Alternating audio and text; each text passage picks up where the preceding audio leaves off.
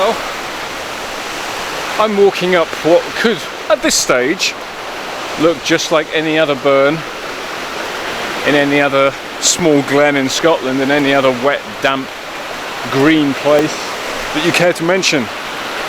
It's often the case, isn't it, that when you're driving along the road and you see a sign for a waterfall or something, and you pull over, and there's usually a bit of a walk to get to it, maybe 100, 200 meters, half a mile maybe, and there's just usually like a wooden balcony or something, a platform that you stand there and you gawp in awe at this waterfall, which is always impressive because most people just like waterfalls anyway, so it's nice to see waterfalls.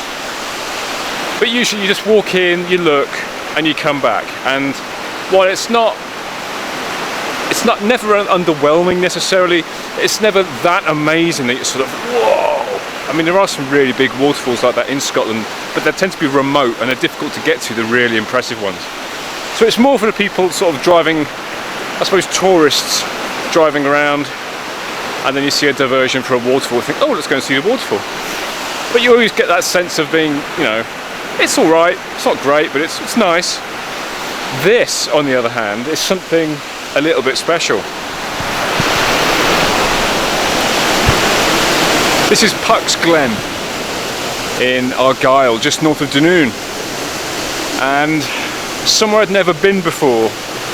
And you hear a lot about it. It crops up in tourist brochures, and it crops up on anything about Argyll and anything about sort of waterfalls and greenery and everything and things like that. It always crops up as one of the nicest little short walks you can do in the whole country. So it's, you know, it's quite a big reputation it has to live up to. And because of this whole thing about waterfalls on the side of roads, and you walk in, and it's nice, but you're a little bit underwhelmed maybe. Because of that, I was thinking it can't possibly live up to the expectations and sort of the hype about this place. But coming here yesterday when it was absolutely bucketing down, I mean, I wouldn't expect anything less from Argyll, quite frankly, which is one of the wettest places in the country. It gets around 100, 120 inches of rain every year, meters of rain.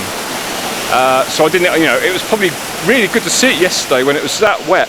But it was difficult to film anything or take any photos. So I did try mucking about with long exposure. It's got some really nice pictures, but it was so wet and my camera was going to risk getting damaged.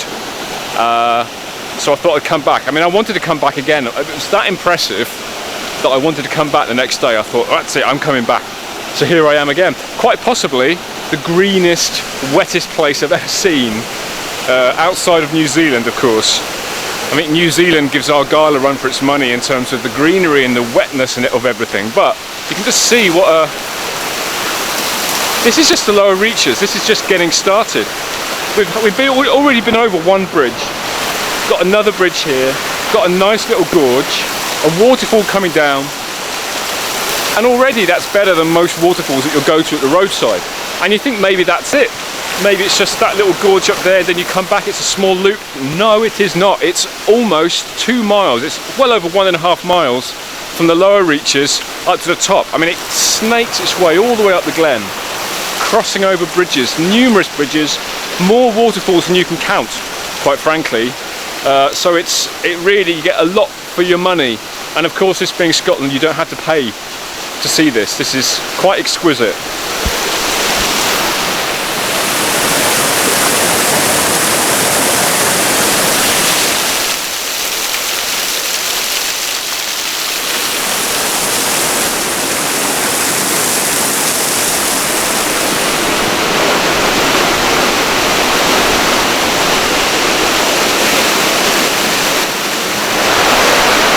I spent quite a long time here before the rain really started and it got too wet to do anything else. I spent quite a long time here just doing long exposures up there and playing. Actually did a 25-second exposure and then tried to and then walked down, and then I stopped 3 times to see if I could actually bring myself out in the photo, and it works quite well actually. It looks like there's ghost bends. There's 3 of us lined up along the side of the gorge here. But the thing that this probably doesn't give you a sense of on video is just how green it is. I mean, it's quite difficult to bring the greenery out. It is so dank and wet and sodden. This is just like a sponge, and it's just water dripping everywhere. It's mosses, all these bryophytes. Just an incredible, lush, green place.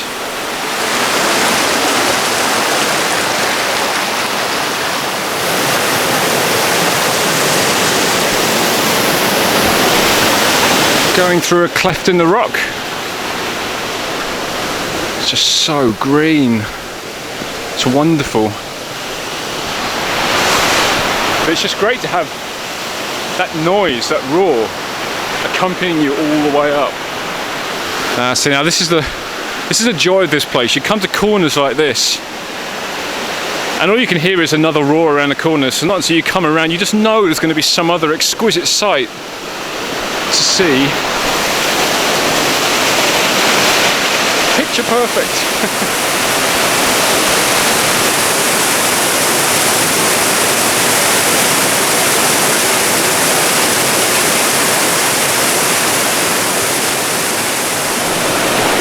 I mean, it's a landscaped feature, isn't it? It's an ornamental feature. It's been a must-see attraction for well over a century. I think it's been here, certainly the paths I think have been here since about the 1870s. There was a sugar merchant, James Duncan, who bought did he buy or inherit the Benmore estate, which is essentially this big chunk of forestry around here where the botanic gardens are as well. And he laid out all this up the Glen to impress his guests, supposedly. Just this thing that people did. I mean, it's just, everywhere you go, it's the same. You find that kind of thing. Where I stay in the Lowman Hills in Fife, in Falkland House has got this really, really strange ornamental landscape with tunnels and bridges winding its way up a den, up a burn, up in a little glen. And it's that whole thing of sort of wanting this wild place behind your house, but then having your own little landscape path to sort of enjoy for yourself and impress your guests. Is it an ego trip back in those days? I don't know. But anyway, this is what the legacy is. But you have to wonder what it was like when they put this in, because they planted a lot of trees as well, all the way around here. I mean, this part of Argyll is famous for its trees. Massive trees up here. I mean, I don't know, I'm not good with my trees. There's all kinds of trees up here. Certainly there's lots of redwoods here, sequoias and things like that. Lots of big trees planted here, and they do very well because Argyll is so mild during the winter and it's very wet, and these trees like that. So you've got to wonder what it looked like when they put this in, because certainly whatever native vegetation was here, I don't know how much vegetation was left on the hills here, like most of Scotland that's been deforested. But when he laid this in, you wouldn't have had, in the 1870s, the trees as big as this. So you see it now and you kind of think, this is the experience they must have had when he laid it out, the vision he had for the place. And it's just not the case, because these trees now would have been mere saplings, presumably, when he laid it all out. So you had to have vision to put something like this in place. But it's kind of a shame that you never get to see the full fruition of it.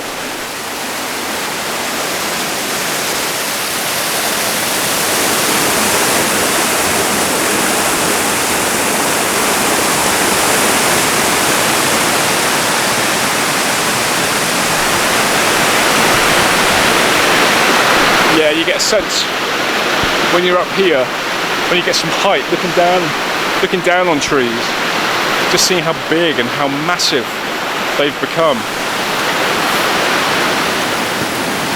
It does, of course, take an enormous amount of work to keep somewhere as wet as this, where you have so much rainfall coming down the place, and especially these days. I mean, it's getting wetter. Sorry, there's some mud on the camera there. It is getting wetter everywhere. There's more intense rainfall and there's more of it, more often. So there's a lot of erosion that happens here. So there's a lot of, you can see here, there's a landslide that's come down from up here. So there's a lot of work. So this looks like a nice little seat to take a rest. But actually, I believe it's just sort of a defensive work to sort of hold back the landslide and clear it off here. There's a lot of these features are the original ones that were put in the 1870s, but they have of course been supplemented and upgraded and replaced as and when they've fallen into disrepair. And I gather that the Forestry Commission, who look after this place, they try to use as much local stone where possible to kind of keep it looking like it always has done. Look at this, look at this tree.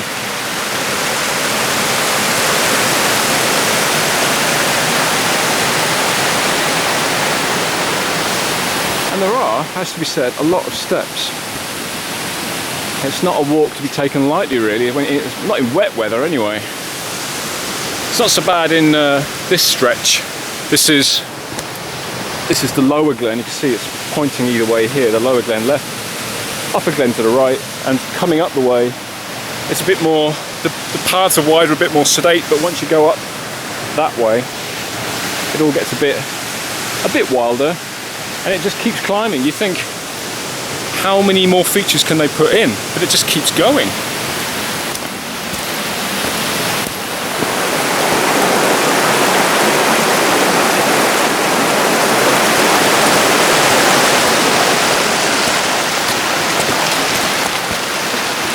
I don't know about you, but these kinds of places, I mean, not on this scale, but these kinds of places have a big nostalgic feel for me. They're places that, when we went on holidays, usually Cornwall, places like that, you'd always find wherever there was a river, and I love these sort of hidden, mossy places. There's a few of these places in Fife as well, hidden out of the way, that nobody really sort of visits, apart from a few locals, places that are off the tourist map.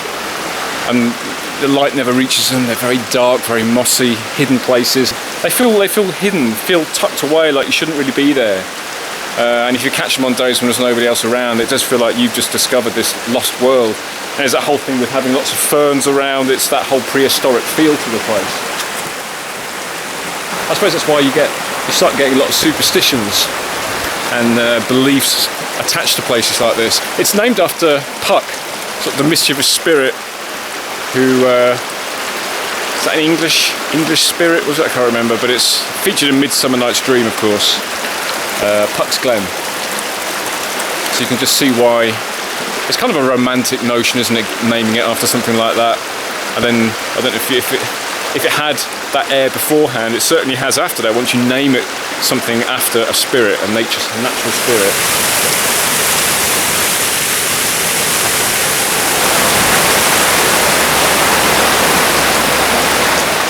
I mean, this is obviously a newer bridge. I mean, maybe there was an old one here that's since been washed away, but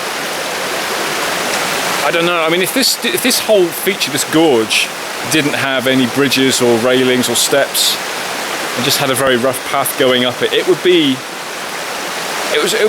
still be a very, very special place. But there is something about that whole Victorian sense of putting quaint little ingenious routes and steps up natural features that just weirdly adds this charm to it, and does makes it feel a bit twee. I mean, it always does. As soon as you start putting things up, especially like ornate stuff like this, it does start to make it feel a bit twee. But I really like it. I love places like this.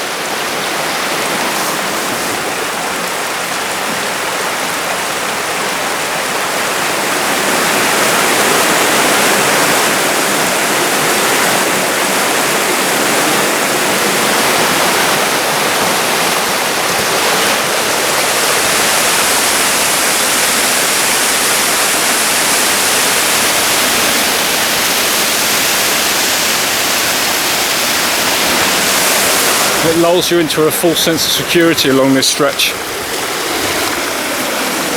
You think maybe it's stopping. I certainly did. When I came here yesterday, I thought, once I got to this point, I thought, that's surely it now, isn't it? There must be some point at which it's going to start looping back, because the main interest now feels like it's behind you, and you sort of feel like you're climbing higher up onto the hill, and maybe it's not going to get as interesting. But no, it just keeps going.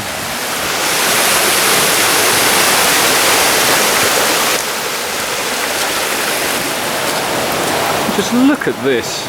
This whole... It is just moss. I don't know, is that sphagnum moss? I'm not sure, but I mean, if you squeeze it, there's so much water in there. It looks like sphagnum moss, but it's just a whole wall. It's like those walls that people are putting in cities now on the sides of buildings. You know, living walls, living green walls. This is it. This is essentially it. And look, a living wall. Absolutely sopping, dripping. Mosses, ferns. What an incredible place.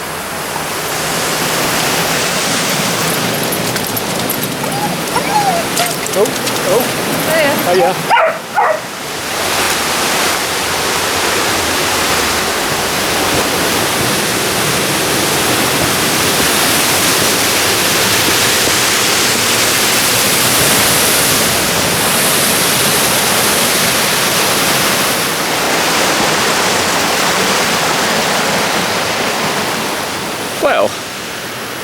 This is probably a little bit further than the midway point.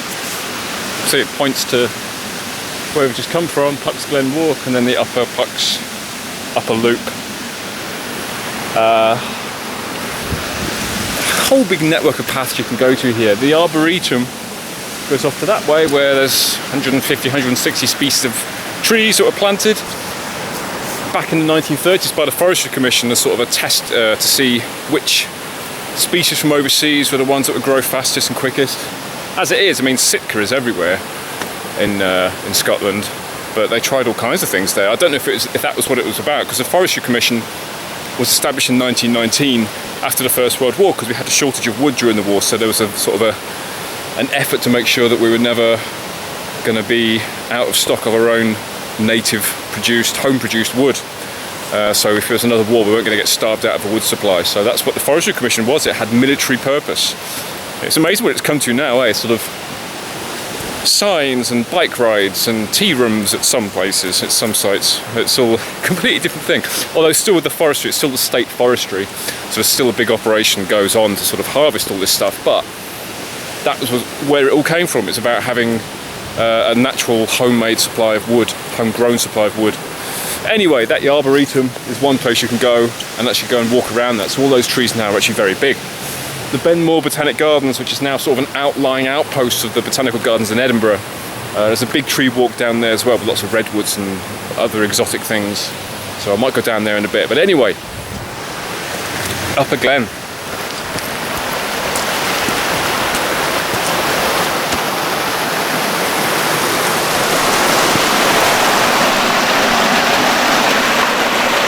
I don't know when this would have come down, but you can imagine the problems that the Forestry Commission have with actually doing anything about the sort of the trees that come down during storms, or the ones that just are old and come down, or even the ones that become unsafe and need to be managed.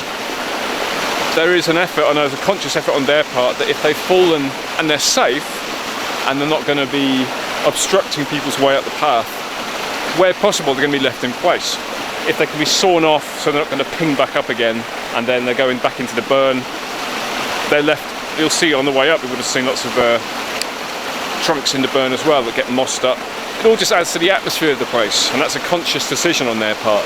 And certainly things like this, you can see, you'd want to leave it. It's a wonderful feature. Although, interestingly, it must have been down quite a long time. You can see how the tree has in fact, where it's carried on growing. How cool is that?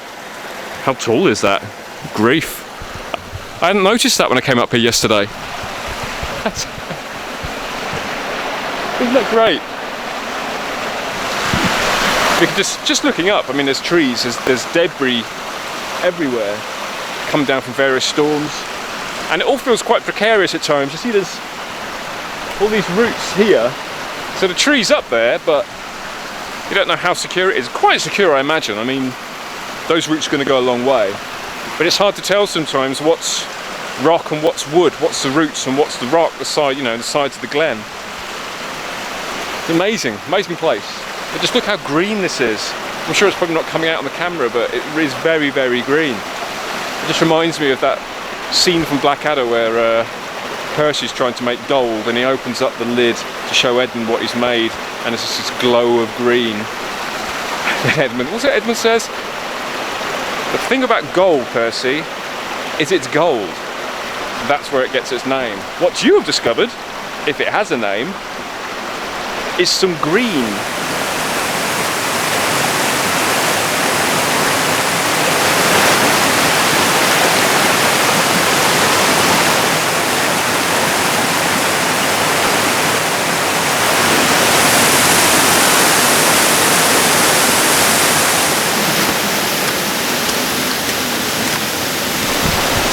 Actually, the thing you really do notice, not so much in here, although it is here, but all over this part of Argyll, all over Cowell, is rhododendron.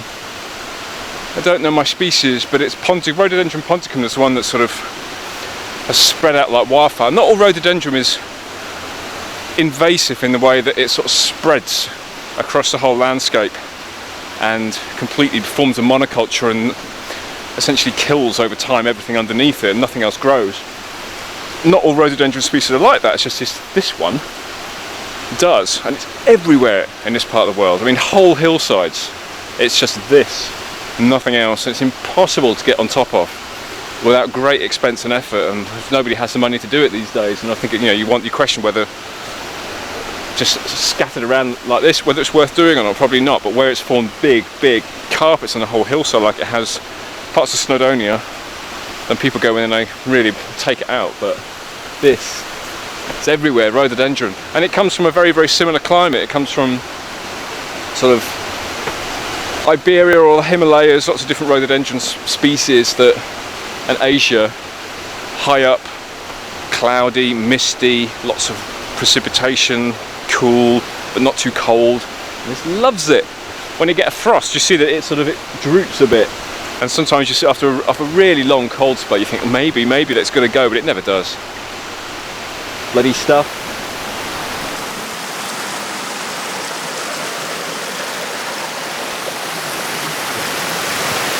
See how this upper section, it's a bit different in character. It's not quite as gorge-like maybe, although it's still quite pronounced narrow sides, but with waterfalls joining from other burns that are coming in off the hillside, that are coming down craggy faces, and the path isn't quite as broad either, so it feels like a wilder environment as you're getting up here, climbing higher up onto the hillside. But by this point, it's been going a long time. It's a long way up here.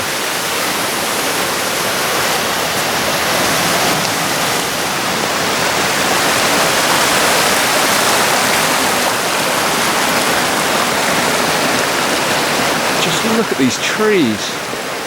I almost feel a bit dizzy, a bit queasy actually, just looking up at these, right underneath them.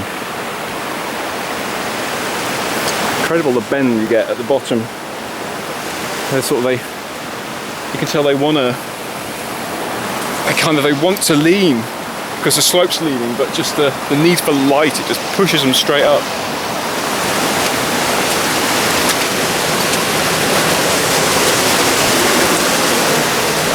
Well, you can see how even though we're leaving the sort of perhaps the most ornate side of the Glen walk behind, and it gets wilder, it doesn't get any less grand really, or any less dramatic. Big trees still coming down. It's a case in point really. As you approach this, you're not sure whether it's actually just rock that's sheared off, but it's actually, no, it's a tree. But you can see how it's pulled a lot of the path away from it, old railings in there. So lots of maintenance needs doing.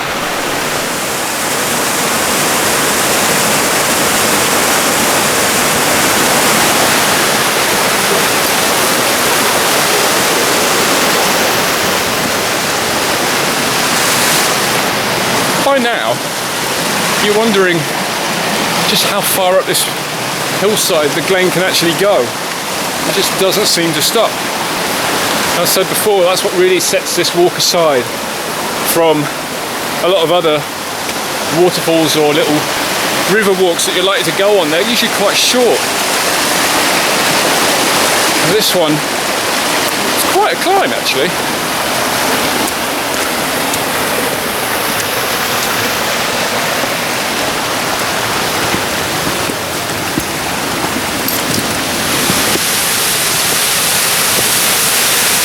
And this is it ending with a flourish. That's the last one.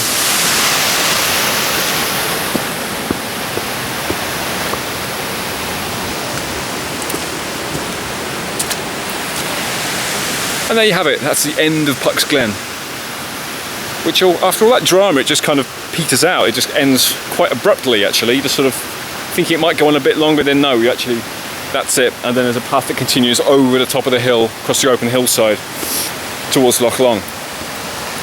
But I can't, it's just such a wonderful walk. I mean, I've said right down at the beginning, it has this reputation as being a very green, dark, dank, wet, mossy place. And you see lots of photos of it, and it looks just that. It looks enchanting, you know, inviting. but you just don't think it can ever live up to your expectations, because a lot of times these things don't. But it goes on forever. It's not just some little 200-meter walk, a loop that you come back and you feel like you've had like half an hour's walk. This can occupy you for a whole morning, a whole afternoon if you wanted it to. Beautiful, beautiful place, well worth coming. And it's only just a hop over from Gurrock onto Dunoon, and then a short drive up from the ferry. Really easy to get to, and yet you feel like you're a world away from anywhere else. Certainly a world away from Glasgow and a world away from the hustle and bustle down that way. Wonderful place, can't recommend it enough. And if you're looking for a bit more adventure once you've done Puck's Glen, you could always walk to the Black Gates, which does tickle me because the big black gates of Mordor in Lord of the Rings are sort of the ominous place that Frodo and Sam and Smeagol are trying to get to, but nobody else wants to go there because it's certain death. And here it is, signposted, and it just reminds me of Boromir sitting at the council meeting saying, one does not just simply walk into Mordor. And yet here's a nice sign pointing the way, so if you go that way, do be careful.